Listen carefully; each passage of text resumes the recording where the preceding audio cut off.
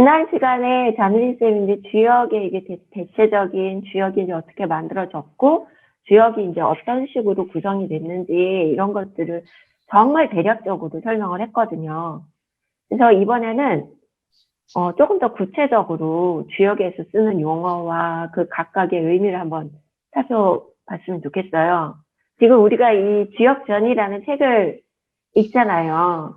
근데 거기에 보면은 이 주역전이라는 책은 그 정희천이라는 그 송대 그 철학자인 그 정희천이 쓴 역전, 그러니까 이 주역을 이제 풀어 쓴 역전이 이제 기본으로 돼 있고, 거기에 우리 여기 지금 보면은 본의라고 써져 있는 부분 있잖아요. 그 부분은 또 주자가 쓴 거예요. 그래서 이천이 이제 되게 도덕적인 면을 강조해가지고 역전을 지었는데,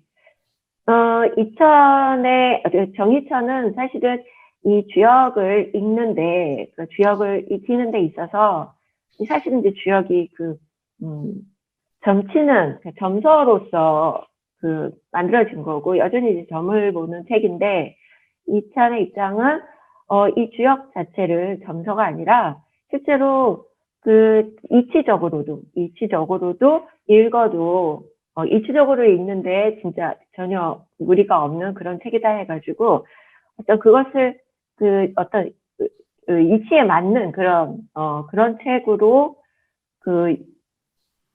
해석을 한 반면에, 주자는, 아니, 주역이 원래부터 점치는 책인데, 점으로서의 가치, 점수로서의 가치나 이런 것들이 들어가져야 된다 그래서, 거기에 이제 점치는 책, 복서의 책으로서 가치를 좀 중요시했어요. 그래서 가끔 이제 본의에 보면은 점치는 사람이 어떠하다, 점치는 사람이 이러하면 길하다, 이런 식으로 또 표시를 해 두었어요.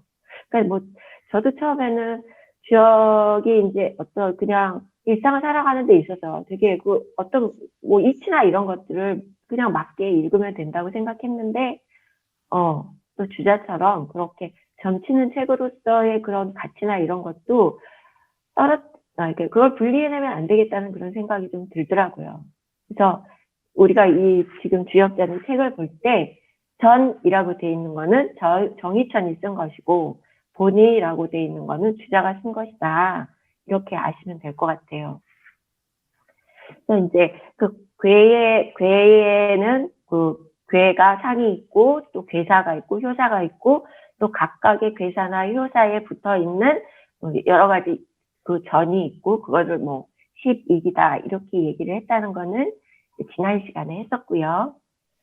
그 다음에, 제가 이렇게 설명을 하는 가운데 궁금한 거 있거나 그러면 그때 말씀해 주세요. 이제 괴나 효의 어떤 명칭을 다시 한번 볼 거예요. 그래서, 지난 시간에 얘기했던 것처럼, 8괴는 소성괴라고 해서 그 소성괴를 이제 겹쳐서 64괴로 만든 것을 괴성괴라고 한다. 그래서 우리가 지금 주역에서 보는 거는 이 6개의 효를 이루고 있는 대성괴로 보는 건데, 여러 가지 해석들을 가능하게 하는데, 또 이 대성괴의 6개의 효를 또 이렇게 대성괴, 효성괴, 그러니까 위에 괴 3개, 아래 괴 3개라고 이렇게 분리해가지고 또 보기도 하지만, 또 이 6개의 효를 2개씩 나누기도 해요. 그걸 왜 2개씩 나누냐 하면, 천지인 그런 개념으로 나누는 거거든요. 그래서 가령 이제 초효와 이효를 이제 땅의 위치다, 땅의 자리다, 그렇게 이야기를 하고, 그 다음에 3효와 4효를 사람의 위치다. 그러니까 하늘과 땅 사이에 사람이 있잖아요.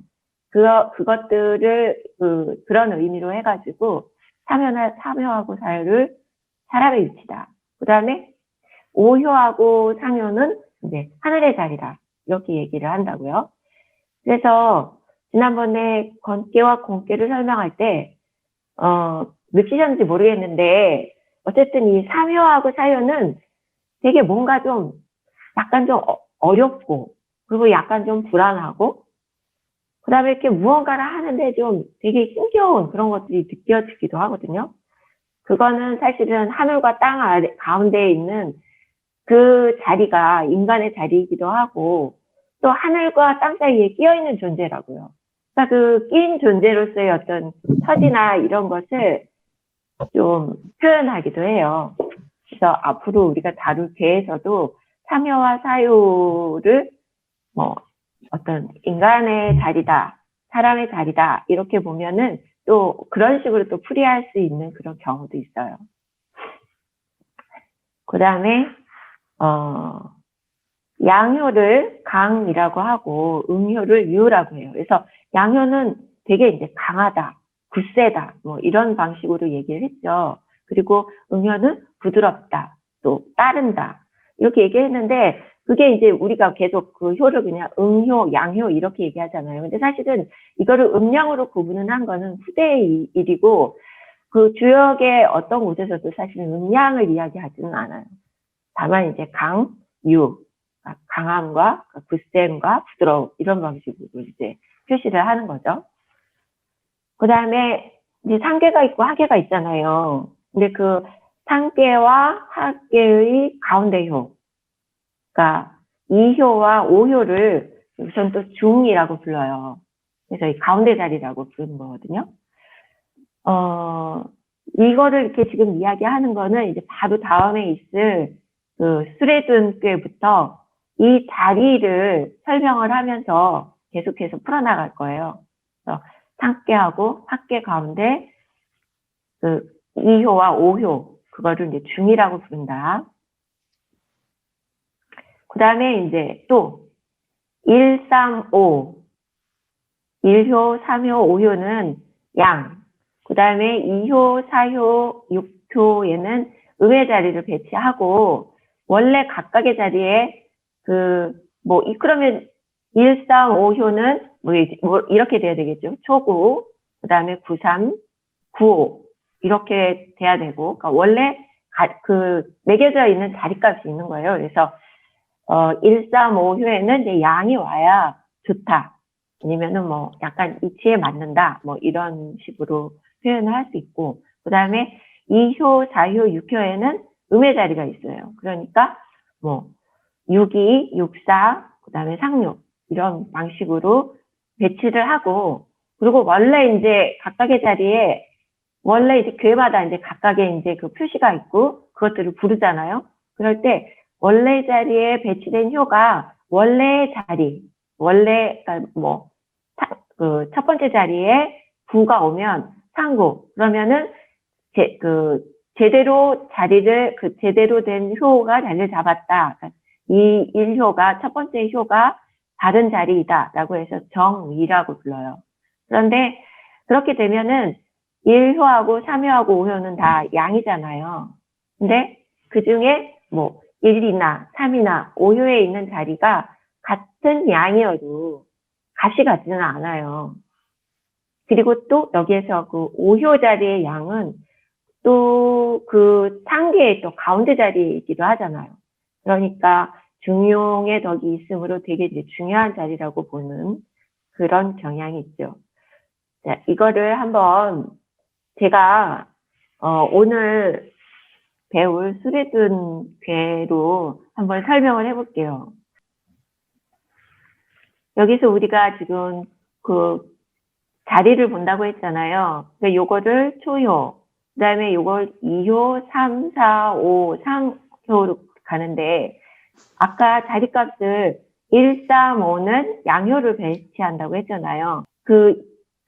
처음에 초효하고 5효는 구값, 양효이기 때문에 이거는 정위다, 바른 자리다 라고 이야기를 할 수 있고요. 그런데 여기에서 3효는 지금 6이잖아요. 음효가 나왔잖아요. 그러니까 여기는 정의 자리가 아닌 거죠. 그 다음에 두 번째 2, 4, 6개는 여기에서 2, 4, 6은 다 음의 자리에 있으니까 이거는 여기에서 2, 4, 6효는 다 그러니까 정위라고 이야기할 수가 있어요. 그 다음에 학계의 4개의 가운데 자리는 아까 뭐라 그랬죠? 이 학계나 상계의 가운데 자리는 중이라고 얘기를 했죠. 그러면 학교에서, 그러니까 이효는 그 다음에 오효는, 양으로 돼 있잖아요. 그러니까 여기에서는 이 이효는 정의 위치에 있기도 하고, 중이기도 하다. 그래갖고 정중이라고 얘기를 하거든요. 그리고 그 오효도 양의 자리에 양이 왔으니까 정이고, 또 상계의 가운데 있으니까 정중이다. 이제 이런 식으로 이야기를 합니다. 그 다음에는, 각각의 효가 또, 각각의 효의 어떤 관계들이 있어요. 효의 관계는 비, 승, 그러니까 받들다, 따르다의 승, 그 다음에 있다, 계속해서 따르다라는 뜻의 승, 그 다음에 타다, 아니면 이제 업신여긴다의 뜻으로 탈승자, 이렇게 비, 승의 관계가 있는데 이 네 가지의 관계를 말씀을 드리면 여기도 신경 쓸 게 너무 많은 거예요. 아까는 1, 3, 5가 양이 되고 2, 4, 6이 음이 돼야 된다고 그랬잖아요. 근데 이제 효와의 관계를 볼 때는 또 짝이 되는 효가 또 있어요. 이 6개의 효 중에. 그래서 맨 처음에 초효와 사효, 그 다음에 2효와 5효, 그 다음에 3효와 3효가 서로 음이나 양 또는 양으로 짝지어줄 경우에 이것을 이제 음이라고 하는데, 뭐냐면 초효와 사효가 여기는 그 주역에서는 물론 이제 일상에서도 그렇지만 양끼리, 그다음에 음끼리 있는 거는 별로 좋지 않잖아요. 음과 양이 되게 조화를 이루어야 되는데, 그래서 첫 번째 자리의 효와 네 번째 자리의 효가 서로 이렇게 쌍으로 그 관계를 짓는데, 각각의 그 쌍들이 음이나 양, 아니면 양이나 이런 걸로 서로 반대되는 그런 효끼리 짝지어질 경우에 이것을 응한다. 서로 조응한다. 그래서 정응의 관계라고 이야기를 합니다. 그래서 여기에서 이제 되게 이렇게 응하는 관계가 되게 중요하고요. 특히 여기에서 그 2효와 5효는 이의 자리는 신하의 자리, 그 다음에 5의 자리는 임금의 자리, 군주의 자리. 근데 그래서 9, 5와 6, 2의 관계가 만약에 있다 그러면은 신하와 군주의 관계로서 또 중정의 자리이기도 하잖아요. 그리고 요 응의 관계로 봤을 때도 또 서로 응하고 있기 때문에 아주 좋은 관계라고 풀 수 있어요. 이제 그 효를 풀면서 그렇게 얘기할 수 있고요. 그 다음에 이제 기의 관계는 또 뭐냐 하면 초효와 2효, 그 다음에 2효와 3효, 3효와 4효, 이렇게 자기 근처에 있는, 자기 바로 옆에 있는 효와의 관계를 또 보는 거예요. 그래서 여기에서 비는 친하다는 뜻이거든요. 그러니까 위아래 서로 이웃한 효하고의 어떤 관계를 이야기를 해요. 그런데 이거는 초효와 2효는 어떤 응의 관계처럼 양이면 좋다, 이렇게 이야기를 하기도 하지만, 초효와 서로 이웃하는 효는 그때그때에 따라서 서로 다른 성질이 좋을 경우도 있고, 또 서로 같은 성질의 효가 좋을 경우도 있고, 그때그때마다 해석을 또 달리 할 수 있어요. 그 다음에 이제 승이라는 관계가 있는데, 이 승은 이제 계승하다 이런 뜻이잖아요. 그러니까, 그리고 이제 따르다. 이런 뜻이 있는데, 이거는, 음효가 아래에 있고, 양효가 위에 있을 경우에, 위에 있는 양효를 음효가 이렇게 받들어준다 이런 뜻이거든요. 그래서 이거는 아래의 음이 그 양을 보좌하고 또 그걸 이렇게, 순종하는 그런 뜻이기 때문에 이치에 맞는다. 이제 이렇게 이야기할 수 있어요. 그리고 이게 그냥 내려가네. 그 다음에 이제 승의 관계가 또 하나가 있는데, 승의 관계는 타다, 이렇게 뭐 하여튼 승차할 때 승자잖아요. 근데 또 다른 쪽으로는 업신여기다. 약간 뭐 홀대하다 이런 뜻이 있어요. 그래서 이거는 어떤 관계냐 하면은 음효가 윗자리에 있고 양효가 아랫자리에 있어요. 그래서 그러니까 그 역량이나 아니면 따라야 할 음효가 윗자리에 있고 그리고 그 강한 양효가 아랫자리에 있으니까 이게 뭔가 효의 성질상 뭔가 안 맞는 거예요.